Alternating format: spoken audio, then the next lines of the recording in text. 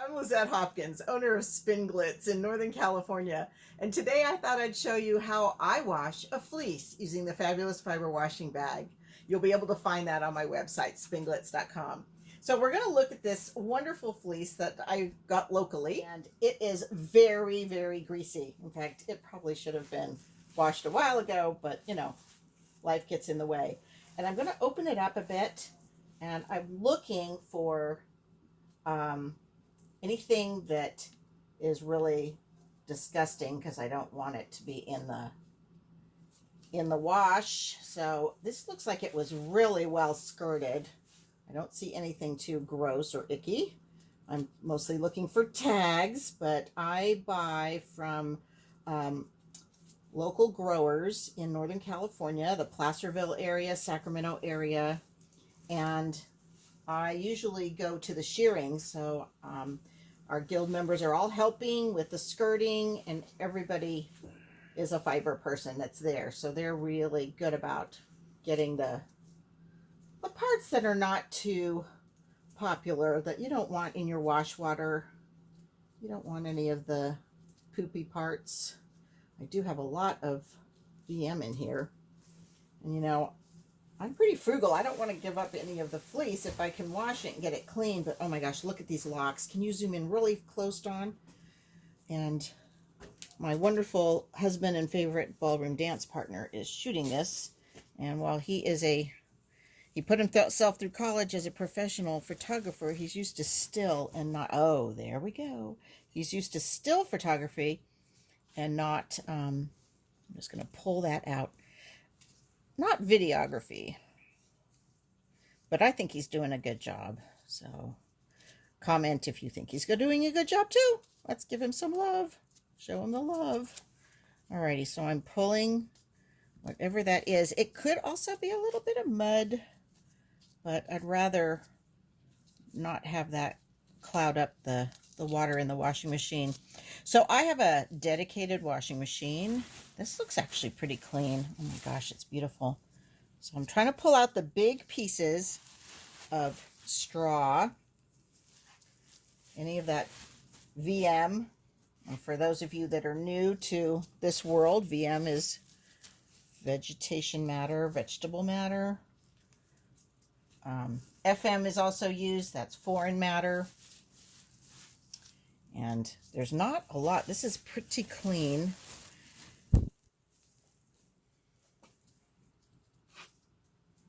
So I think it's actually pretty clean. Look at those long locks. Oh, more VM here. Let's get that out now.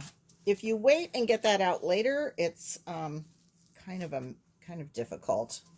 And it sort of interrupts your process of teasing or picking apart your fiber, getting it ready to card or comb. Some of these things will come out in the carding process, the picking process. Oh my gosh, underneath my wool picker is always just lots of little bits of the pasture, proving once again that this animal was pasture raised, which is always nice. Shaking it off, and you can see here on the washing machine, zoom in, Dawn, please. You can see that the stuff I shook off. So yeah, shaking it off a little bit outside to get those second cuts. No sense in washing those.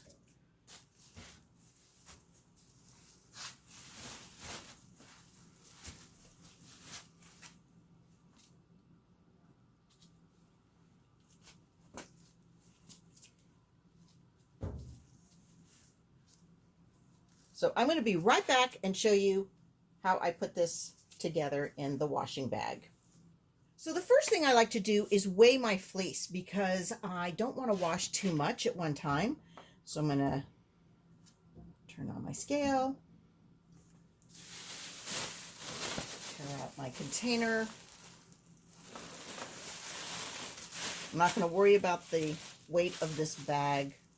It's not that much. And it looks like 4 pounds,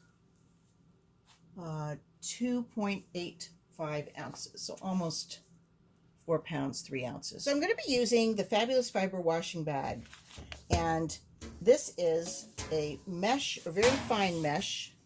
It's like the mesh that's in camping tents that keep the no-see-um bugs out. So it's very fine, but it does allow for the dirty water to get out and the lanolin. And this comes with washing instructions. And the first thing I'm going to do is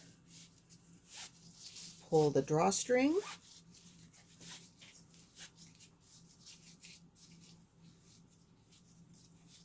So that I can load it in. Inside here, I had my husband remove the agitator, and I was going to show it to you, but I have no idea where it's been put. And trust me, it's somewhere in this garage because we can't part with anything.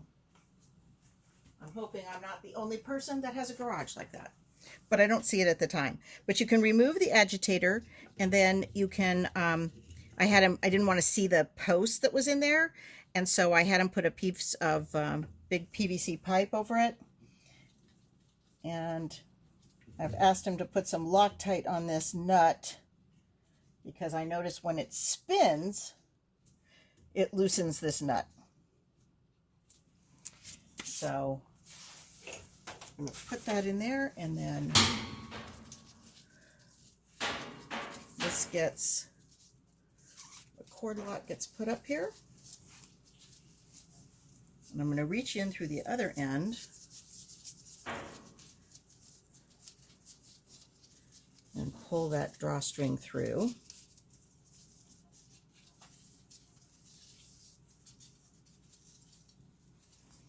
So if you don't have an agitator, if you have a machine that does not have an agitator, this bag still works. It works just fine. I like having a post that I can anchor it onto. And then I usually just put the bag up here like this.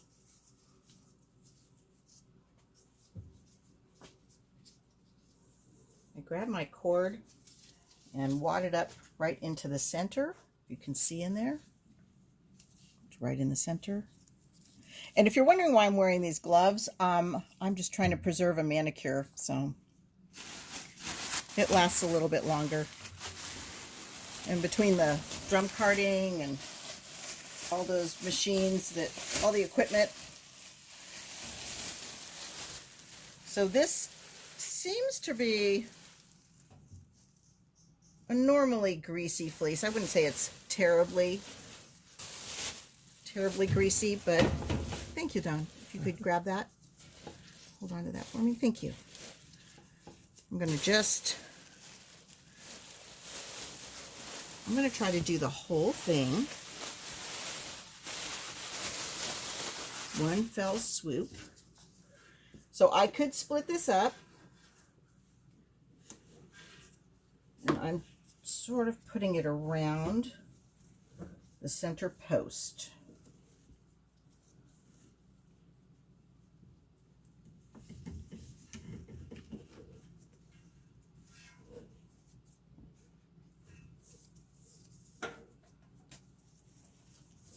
And as you see in there, it's going all around. And it's nice and loose.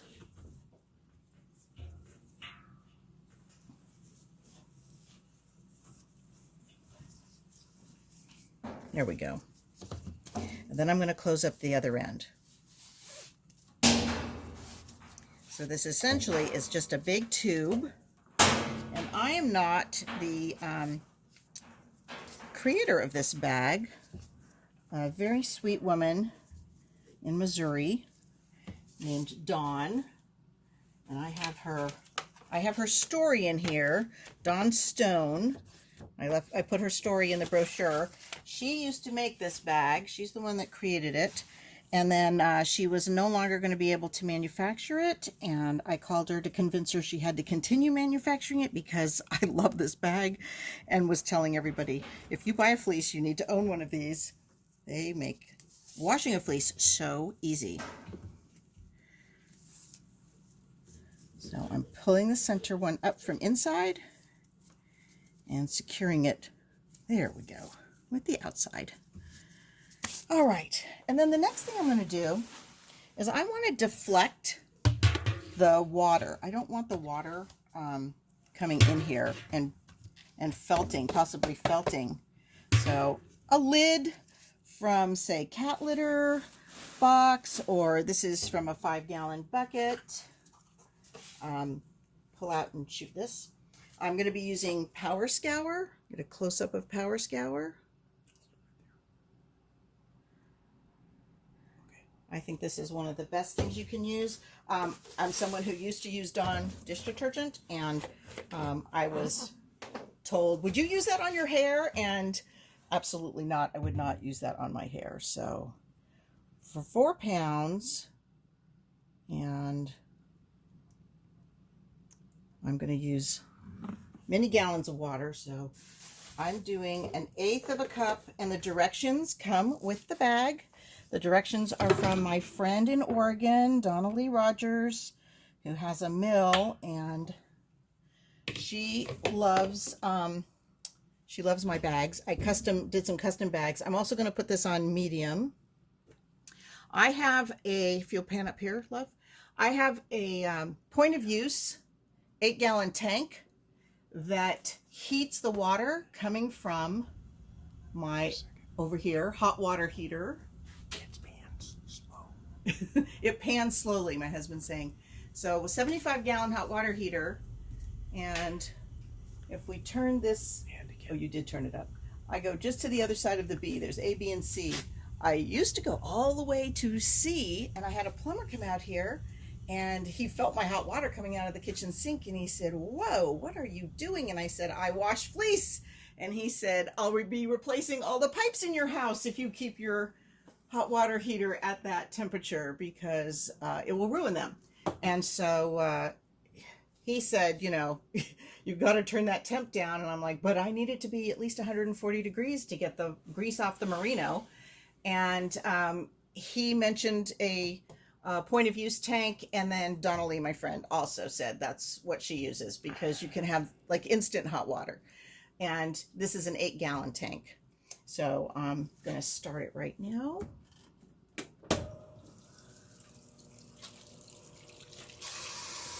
And I'm not going to make anybody watch this fill up, but I'm rinsing this off. I'm putting my deflector in. And I'm not filling it all the way, because I don't want to dilute the Power Scour. I want it to do its job, and it's better with less water. I can do the rinse with more water, but I want to have less water to get that grease off and that dirt off. I do know people that do a pre-soak in just cool water, just, you know, tap water, tap temperature water, and that's great. This fleece did not need that. It did not have that much dirt. I try to buy coated fleeces. Like I said, I'm buying them from locally grown farms, where I'm trying to support my friends who are raising the animals. Checking our temp on our water, making sure it's hot enough. Feels hot enough. It's like singeing my fingertips. And this is what happens. My glasses are fogging up, so I can't even read the thermometer. Oh my gosh. See if I can hold it far enough away. Oh yeah, we're at 140 degrees. And a little bit more. Yeah, it's a little bit higher than 140. So I'm going to close this and keep that heat in.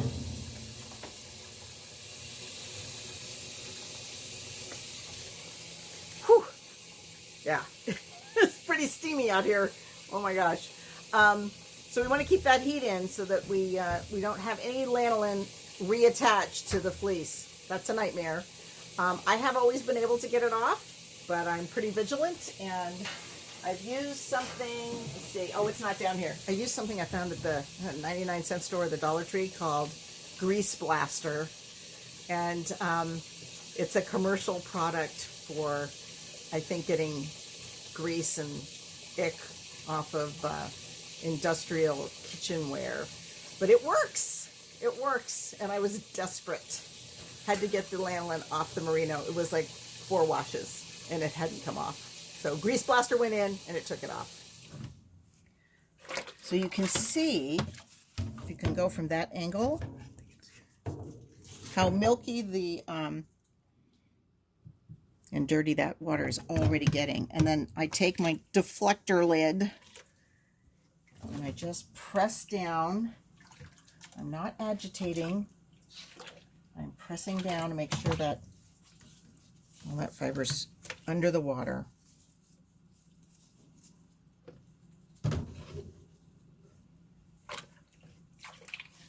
I'm going to put just a tad more water in here.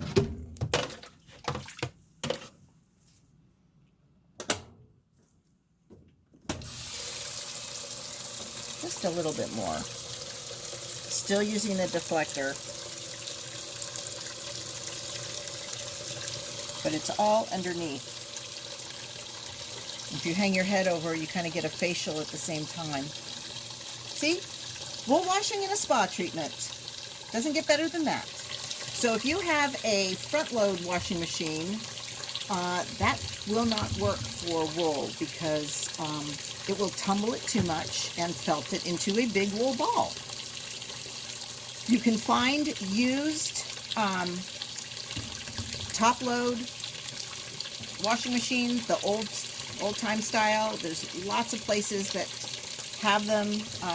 Just Google used top load washing machines, and I'm sure your town has a place that has them. You can also check Facebook Marketplace if you're in a college town. Check in June because they usually end up out on the sidewalks and all the rentals when the students leave. At least that's how it is at over in Davis, from UC Davis students. So I think we have enough water. I'm going to close this. I can actually remove the deflector lid. And we're going to let this soak for 20 to 30 minutes. I'm going to come back and check the temperature, and we'll be back. I'm going to check it at 20. So we're going to give this a check. Perfect timing. You can see inside. That water's pretty dirty. So let's spin it out. So I'm putting this on high spin. And this will take about 3 minutes to spin out the water. I have it going out to my garden. So I'm seeing a lot of suds and soap in that water coming out. All right. I can always hear when it's empty. And it is. So you can look inside, and I'm going to take a peek. Oh my gosh. Look at this fiber. Look how clean it got. Just from that one soak.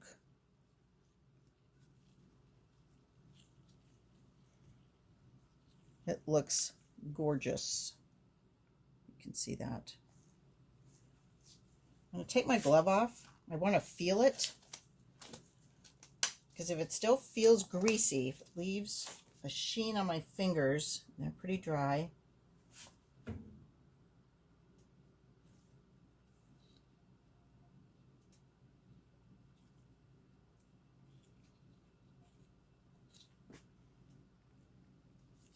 I'm getting a sticky feeling, which makes me think there's still lanolin on there. So I think I'm going to do a second wash cycle. That is just lovely.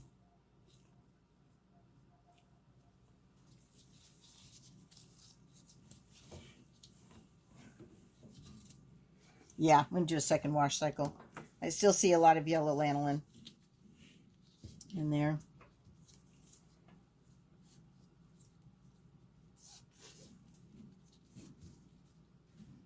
So no rinse yet, but we're definitely going to repeat that wash cycle. Now our second wash is done. You can see the water is a little bit cloudy. That's the lanolin releasing. So we're going to spin it out and then fill. Okay, the second sudsy water has just spun out. We're going to check and see how things are looking. I'm going to release the outer one.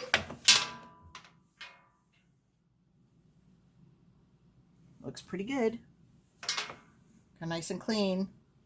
No more of the golden lanolin that's been sitting around in the garage too long. So now it's time to rinse.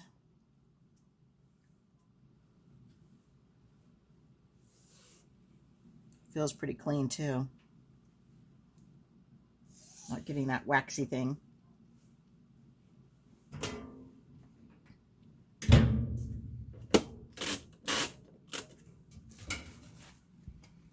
Deflector. So I put the deflector in. Put it to medium because I want more water in order to rinse. So the nice thing about removing the agitator from your washing machine is that if you were to leave your washing machine unattended and it stops filling and goes to agitation mode, nothing will happen to your fiber. Ask me how I know. I've done this. Yes. I went in the house to get something and thought I'd be right back out. And no, the phone rang and then the cat needed to be fed and the bunny needed a banana. You know, I mean, there's always something to get in your way. And yeah, I'm easily distracted. So I'm just saying, take the agitator out. It's super easy to do. I'll try and I know there's people on YouTube that have shown how to remove the agitator. So you can find it there. But if you really have problems, contact me and I will, I'll have my husband explain it. He'll write something up for you. So it's filling up nicely for the first rinse. I'm pulling this out a little bit to just kind of move the fleece. And I'm just kind of rolling it a little bit. I'm not agitating it. Don't think I'm agitating it. Just kind of rolling it up a little bit so it gets loose.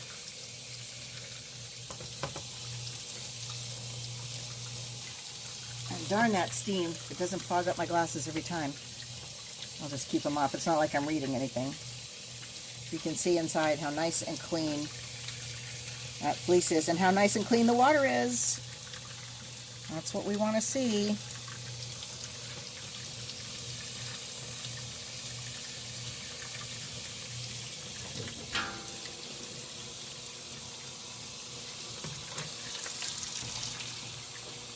I keep on the wall, I keep my whole washing directions.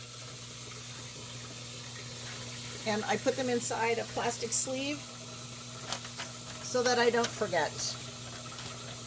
Because, you know, our minds are full of all kinds of other stuff. Stop filling. So I'm going to remove the deflector.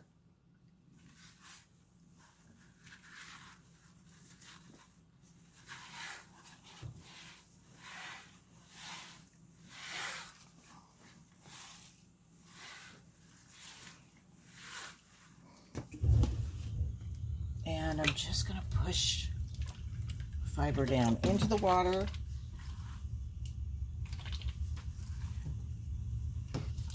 So it's a slow press. I'm not agitating anything.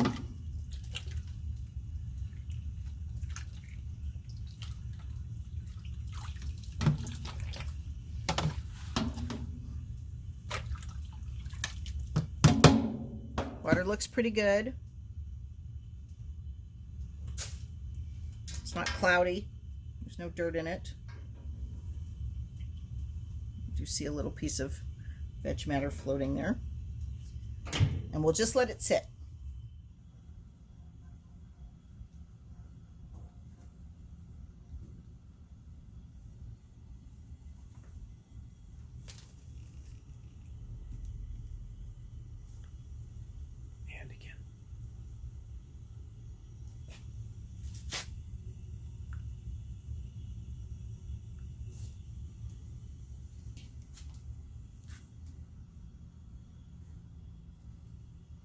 So I noticed that the water was starting to drop in temperature, and it's only been about 12 minutes. So I'm going to go ahead and spin it out, and then we will fill it up again for a second. And the drain water is much more clear than it was after the wash.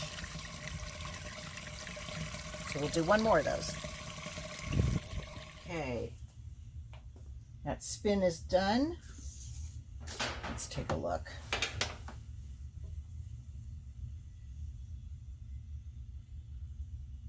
Ah, that feels really clean.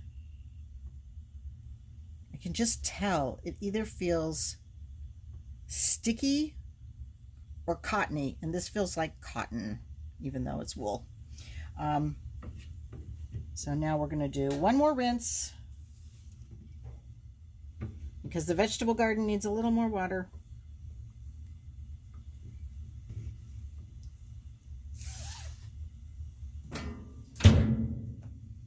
Make sure we get everything out of there.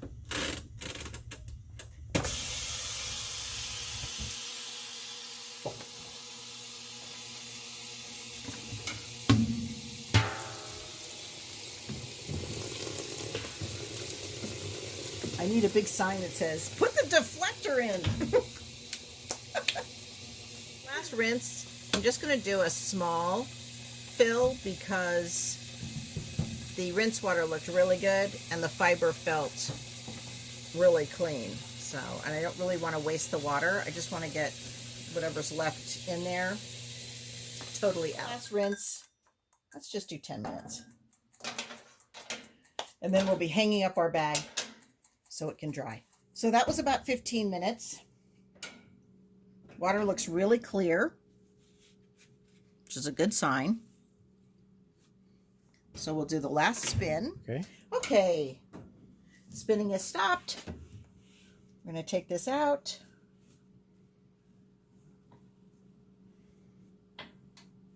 And I just tie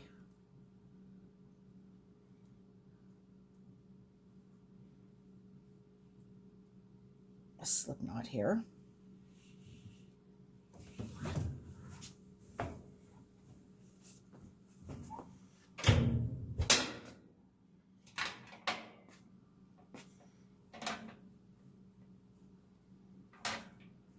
There's the fiber, nice and clean. And you remember when it was a very gold color. There may be a little bit of that left down here. We'll see. Or it may just be stained. So if it was still light out, I would hang this from the gazebo in the backyard. But it's dark, and I didn't want the dew to settle on the fiber that we've just washed and keep it from drying. So I'm hanging it here in the guest bathroom door off of a hanger, and it should dry pretty nicely here. I hope you found this helpful. If you did, be sure and check out Spin Glitz on Facebook and follow me and say hi, and be sure and join the WAFA sale, Alice in Fiberland, at the end of the month. It's going to be lots of fun. Thanks for joining me.